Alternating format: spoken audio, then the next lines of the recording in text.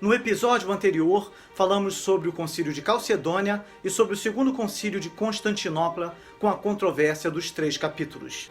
Hoje, terminando o nosso relato sobre os 7 primeiros concílios ecumênicos, falaremos sobre o Terceiro Concílio de Constantinopla, que combateu a heresia monotelista, e sobre o Segundo Concílio de Nicéia, que tratou da questão das imagens e da controvérsia iconoclasta. Veremos a posição oficial da Igreja Católica, da Igreja Ortodoxa Oriental e da Igreja Protestante em relação às imagens e o problema da idolatria, através de uma análise histórica e teológica.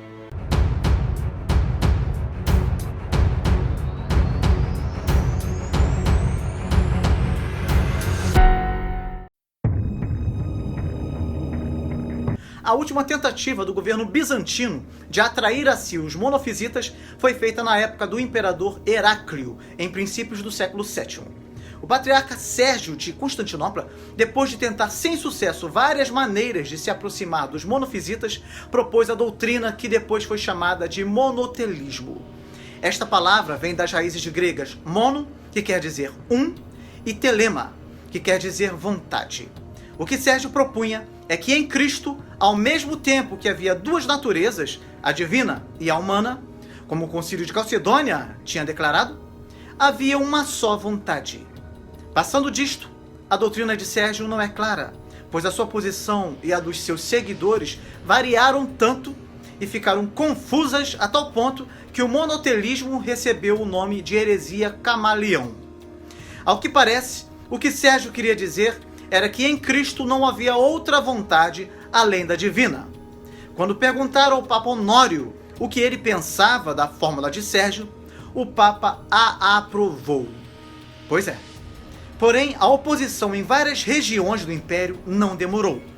O teólogo que mais se distinguiu neste sentido foi Máximo de Crisópolis, que é conhecido por Máximo o Confessor.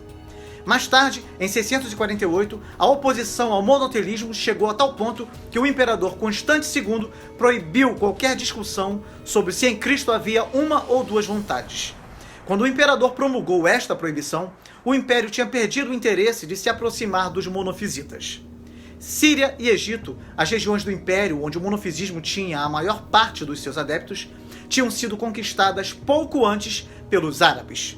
Isto queria dizer que, a partir de então, a corte de Constantinopla, em vez de se preocupar com a boa vontade dos monofisitas de Egito e Síria, tinha de melhorar as suas relações com os cristãos de Calcedônia, que eram a maioria, tanto dos territórios que ainda pertenciam ao Império, como no Ocidente. Em consequência, o Sexto Concílio Ecumênico, que se reuniu em Constantinopla no ano 680 e 681, condenou o monotelismo, negando assim que Cristo teria somente uma vontade, a divina, afirmando que Cristo tem 2 vontades, a divina e a humana. E o concílio também reafirmou a definição de fé de Calcedônia. Neste Terceiro Concílio de Constantinopla, se reuniram cerca de 300 representantes, inclusive da Igreja de Roma, e 174 representantes assinaram as resoluções finais. Entre os monotelitas condenados, especificamente pelo concílio, estava o Papa Honório. Este caso de um papa condenado nominalmente como herege por um concílio ecumênico foi uma das dificuldades que os católicos tiveram de enfrentar quando, no século XIX, conseguiram que o Concílio Vaticano I promulgasse a infalibilidade papal, uma doutrina que, além de não ter base bíblica, mostrou ser incoerente com os erros cometidos por vários papas, como comprova a história do cristianismo.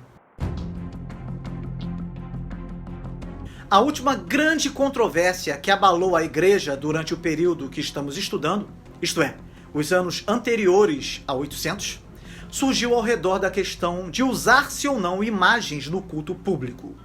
No cristianismo primitivo, parece não ter havido nenhuma oposição à decoração das igrejas com imagens geralmente alusivas a algum episódio bíblico. Estas imagens podem ser encontradas tanto nas catacumbas romanas, como é o caso das catacumbas de Santa Priscila, que possuem imagens de Jesus e Maria e representam Jesus com imagens e iconografias como um peixe, cordeiro pascal e bom pastor, e outras representando santos e anjos. O símbolo do peixe, por exemplo, é recorrente do início da iconografia cristã. O termo peixe em grego antigo, iktis, quando escrito em maiúsculas, é o acrônimo de Iesus Christos Theou Ios Soter, Jesus Cristo, Filho de Deus Salvador.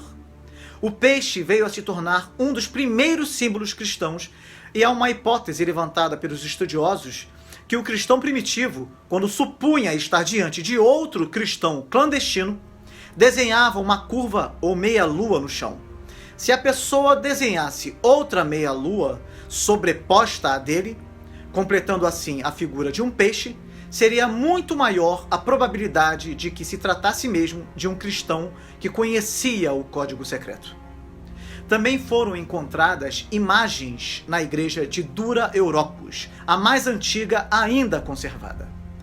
Além do uso das imagens no cristianismo primitivo, os defensores das imagens diziam que os objetos religiosos, como estátuas, cruzes e ícones, apontam para os padrões de culto no Antigo Testamento, seguido pelo povo hebreu, em que eles tratam com reverência ou veneração certos lugares e objetos sem adorá-los, isto é, prestar-lhes o culto que está devidamente reservado apenas para Deus. Deus ordenou a Moisés a confecção de 2 imagens de anjos para a Arca da Aliança, em Êxodo 25, versículo 18 a 19. Josué rasgou suas vestes e prostrou-se com a face por terra até a tarde diante da Arca do Senhor, tanto ele como os anciãos de Israel, e cobriram de pó as suas cabeças, conforme nos relata Josué 7, versículo 6. Assim, os defensores das imagens dizem que a honra prestada a uma imagem remonta ao modelo original e quem venera uma imagem venera nela a pessoa representada. Porém, o que começou a acontecer foi que, à medida que mais pessoas convertidas do paganismo entravam na igreja, houve cada vez mais pastores que temiam que as imagens na igreja poderiam levar alguns à idolatria. Por isso, algum tempo depois da conversão de Constantino, começamos a encontrar nos sermões cristãos admoestações contra o indevido uso das imagens. Ao mesmo tempo, entretanto, insistia-se no valor das imagens como livro dos incultos. Em uma época em que havia poucos que sabiam ler e menos que possuíam livros, as imagens serviam para comunicar aos fiéis alguns dos episódios bíblicos mais importantes. A controvérsia surgiu quando o imperador Leão III, que não deve ser confundido com o Papa do mesmo nome, mandou derrubar uma estátua de Cristo que era muito venerada em Constantinopla. E em 726, este mesmo imperador, ou seja, Leão III, o Isauro, emitiu uma série de editos contra a veneração de imagens, ordenando que o exército destruísse todos os ícones, iniciando o conturbado período conhecido como iconoclasma. Na época, todas as pinturas e estátuas religiosas foram removidas de Santa Sofia. A partir de então, e com toda uma série de decretos imperiais, a campanha contra as imagens tomou cada vez mais impulso. No ano 754, o filho de Leão, Constantino V, convocou um concílio que proibiu o uso das imagens no culto e condenou todos os que as tinham defendido, especialmente o patriarca Germano de Constantinopla e o famoso teólogo João de Damasco. Surgiram assim 2 partidos, que receberam o nome de iconoclastas, destruidores de imagens, e iconodulos, adoradores de imagens. Os argumentos dos iconoclastas se baseavam nas passagens bíblicas que proíbem a idolatria, particularmente Êxodo 20, versículo 4 e 5. Porém, além disto, os historiadores não concordam acerca das razões que levaram os imperadores a lançar sua campanha iconoclasta. Não há dúvida que o imperador Leão III, o Isauro, era um homem de fé sincera. Porém, é bem possível que ele promulgou tantos decretos para desmentir os muçulmanos que acusavam os cristãos de idolatria. Diante desta posição, os defensores das imagens começaram a relacionar o que era discutido no momento com as controvérsias cristológicas de séculos anteriores. Eles diziam que a razão pela qual é possível representar os mistérios divinos através de imagens é que, em Cristo, o próprio Deus nos deu sua imagem. Não deixar representar a Cristo equivaleria a negar a sua humanidade. Se Cristo foi homem, deve ser possível representá-lo, assim como qualquer outro homem pode ser representado. Além disto, o primeiro criador das imagens foi o próprio Deus, ao criar a humanidade à sua imagem. Encontramos estes argumentos claramente expostos nas palavras de João de Damasco.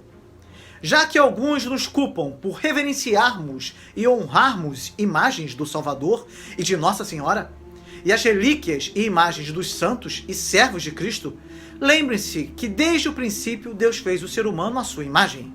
Por que nos reverenciamos uns aos outros, se não é por termos sido feitos à imagem de Deus? Por outro lado, quem pode fazer uma cópia de Deus que é invisível, sem corpo, indescritível e sem figura? Dar figura a Deus seria o máximo da loucura e do ateísmo. Porém, como Deus, por sua profunda misericórdia e para a nossa salvação, se fez verdadeiramente homem e viveu entre os homens, fez milagres, sofreu a paixão da cruz, ressuscitou e foi levado ao céu, e como todas essas coisas sucederam e foram vistas por homens, os pais, vendo que nem todos sabem ler, nem têm tempo para fazê-lo, aprovaram a descrição destes acontecimentos por imagens para que servissem de breves comentários.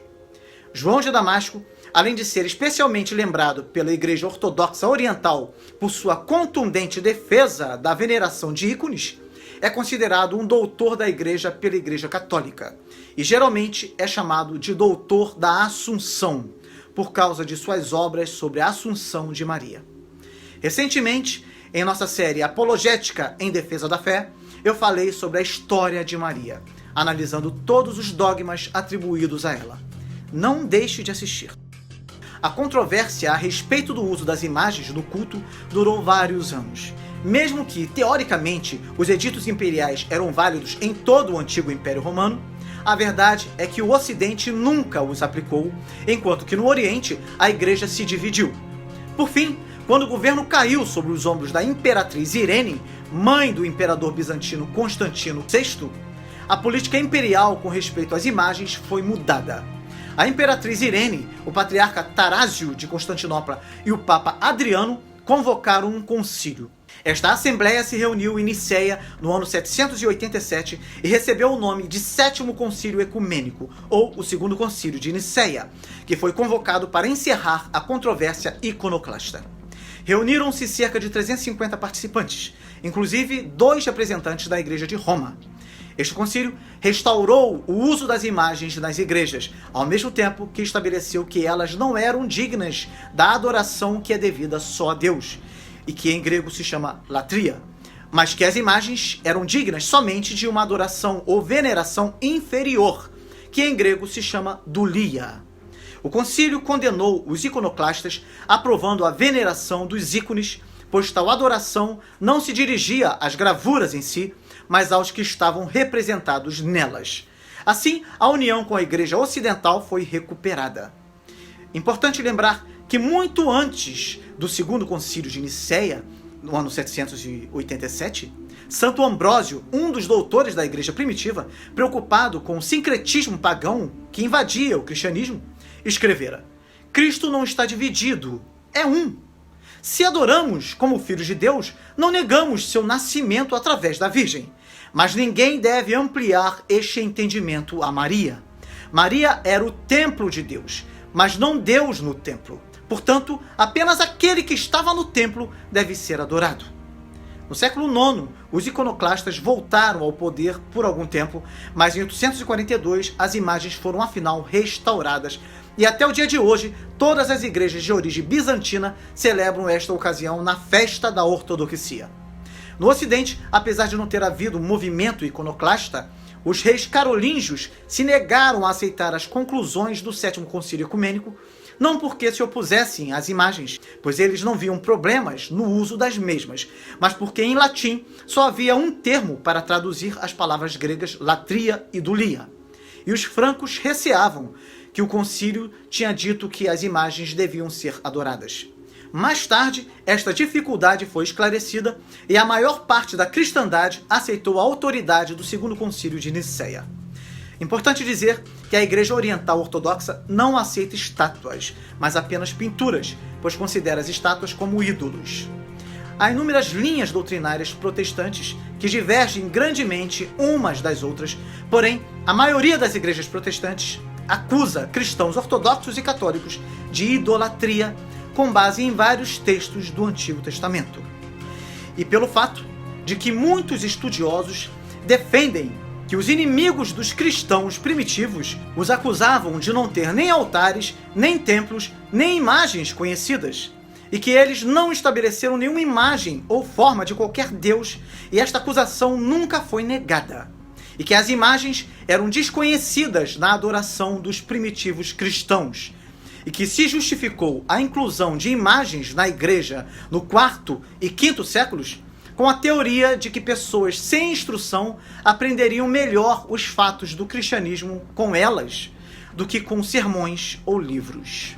Além disso, os próprios católicos afirmam que os fiéis sabem que nas imagens não há nenhuma divindade ou virtude para ser adorada, que os pedidos não podem ser dirigidos às imagens, que a honra que é dada a elas se refere às pessoas que representam, para que através das imagens que os fiéis beijam e diante das quais se ajoelham, Cristo seja adorado e os santos venerados. E os protestantes dirão que a Bíblia relata que os anjos não permitiam que ninguém se prostrasse diante deles, e os apóstolos fizeram o mesmo, pois o lançar-se aos pés de alguém era um gesto de adoração.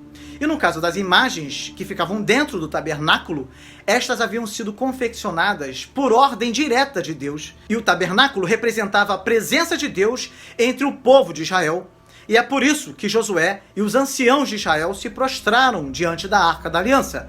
Mas na nova aliança, os cristãos são o santuário do Espírito Santo. Fato é que quando colocamos nossa dependência em objetos ou pessoas que não Deus, caminhamos para a idolatria, pois consequentemente deixamos de prestar reverência a Deus e passamos a prestar reverência e obediência ao ídolo. Pensem bem nisso tudo. Considerem que apesar da negação teórica da idolatria, muitos a praticam, pois bênçãos de Deus podem se tornar em maldição quando passam a ser ídolos do nosso coração. Manifeste o que você pensa sobre isso aqui nos comentários, tá bem? O seu comentário é muito importante. Vimos então, nesses 3 vídeos sobre os primeiros 7 concílios ecumênicos, que eles discutiram questões bastante complexas e quase sempre confusas. Porém, mesmo assim, sua importância no transcorrer da teologia cristã tem sido imensa. Através de toda a Idade Média, quase todos os cristãos, tanto orientais como ocidentais, aceitaram a sua autoridade e trataram de formar seu conceito dentro dos limites traçados por eles. Somente os cristãos que viviam fora dos limites do Império Romano Antigo, aos quais dedicaremos o próximo vídeo, rejeitaram a autoridade de alguns destes concílios. Na época da Reforma, a maior parte dos reformadores aceitou pelo menos os primeiros 4 concílios ecumênicos, e por isso são muitos os protestantes que ainda aceitam a sua autoridade. Algumas igrejas que surgiram da Reforma aceitam os primeiros 7 concílios ecumênicos. Depois destes 7 concílios, a maioria dos concílios supostamente ecumênicos não contaram com representantes das igrejas orientais, que por isso não os aprovam. No próximo vídeo falaremos sobre as igrejas dissidentes, que são aquelas que se desenvolveram fora dos confins do Império Romano.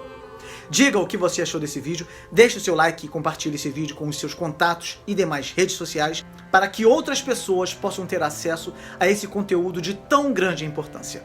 Aproveite para se inscrever no canal, caso você ainda não seja inscrito, para que você possa estudar a Bíblia versículo por versículo e a história do cristianismo em ordem cronológica conosco, uma exclusividade aqui do canal. Que Deus te abençoe muito e até o próximo vídeo com a graça de Deus.